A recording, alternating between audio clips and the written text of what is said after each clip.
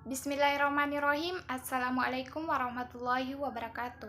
Alhamdulillah, puji syukur kita panjatkan atas kehadirat Allah Subhanahu wa taala yang telah memberi kita nikmat kesehatan, kesempatan serta umur yang panjang.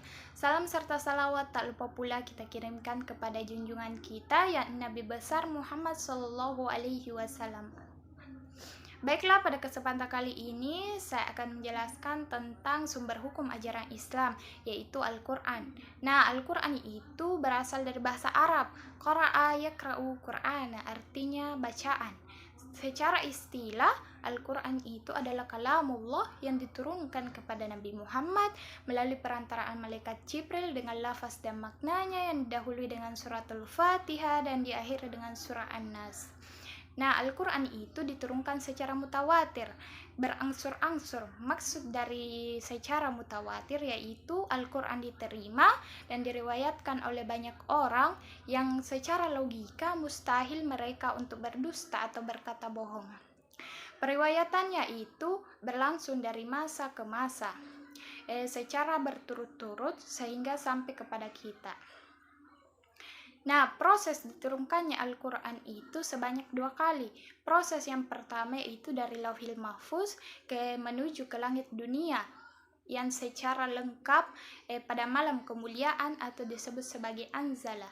Proses turun yang kedua yaitu dari langit dunia menuju ke dalam hati Nabi Muhammad sallallahu alaihi wasallam secara bertahap-tahap, tidak langsung, yaitu selama 23 tahun atau disebut sebagai Nazala.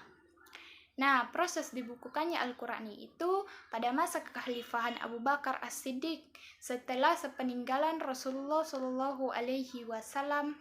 Nah, pada masa itu terjadi yang namanya perang Yamama, sehingga banyak sahabat para penghafal Al-Quran itu gugur di medan perang, sehingga Umar bin Khattab khawatir. Kemudian dia menghadap kepada Abu Bakar dan memberikan usulan bahwasanya Al-Quran itu harus segera dikumpulkan dan dibukukan.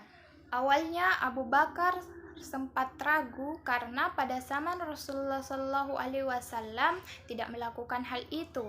Tetapi demi kemaslahatan umat, Abu Bakar memerintahkan kepada Sa'id bin Sabit untuk menulis dan mengumpulkan kembali naskah Al-Quran yang masih berserakan.